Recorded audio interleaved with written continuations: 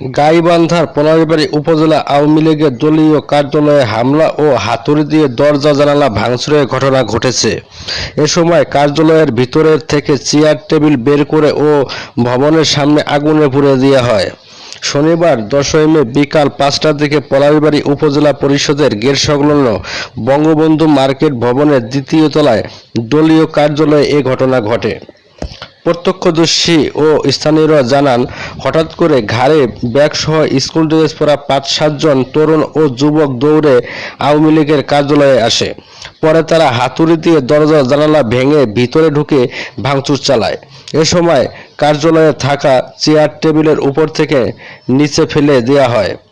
পরে ওই ভবনের সামনে সেগুলোতে আগুন ধরিয়ে পুড়িয়ে দেওয়া হয়। এরপর কয়েকজনকে খুলে ফেলা জানালার গ্রিল ও লোহার রড হাতে নিয়ে চলে যেতে দেখা যায়। তবে হামলাকারী যুবকদের পরিচয় ও তাদের কাউকে চিনতে পারেনি বলে জানিয়েছে স্থানীয়রা। সামাজিক যোগাযোগ মাধ্যমে ছড়িয়ে পড়া ভিডিওতে দেখা যায়, ব্যাগ ঘাড়ে 2 যুবকের একজন স্কুল ড্রেস পরে জানালার লোহার গ্রিল হাতে নিয়ে পায়ে হেঁটে চলে যাচ্ছে। তাদের পিছনে আরও 2 জন হাতে লোহার রড দিয়ে বের হতে দেখা যায়।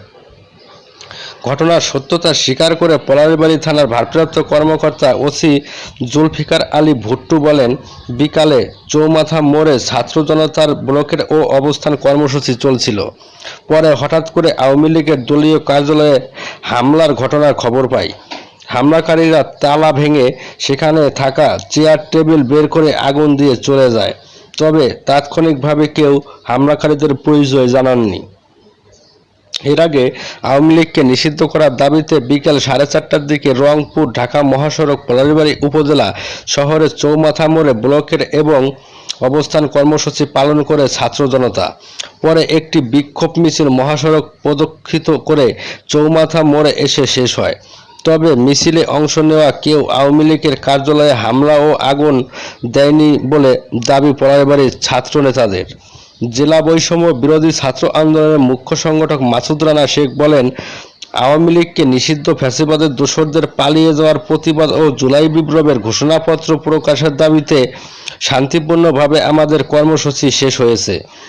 এই কর্মসূচি চলাকালীন সময়ে আওয়ামী লীগের কার্যালয়ে হামলা ও অগ্নিসংযোগের ঘটনায় তাদের কর্মসূচিতে অংশ নেওয়া ছাত্র জনতার কেউ জড়িত নন। অপরদিকে পলাশবাড়ী উপজেলা যুব জামায়াতের সভাপতি শামীম হোসেন বলেন, অবস্থান কর্মসূচিতে ছাত্র শিবিরের নেতাকর্মীও অংশ নেয়। তবে আওয়ামী লীগের কার্যালয়ে ভাঙচুর ও আগুন দেওয়ার ঘটনায় তাদের কোনো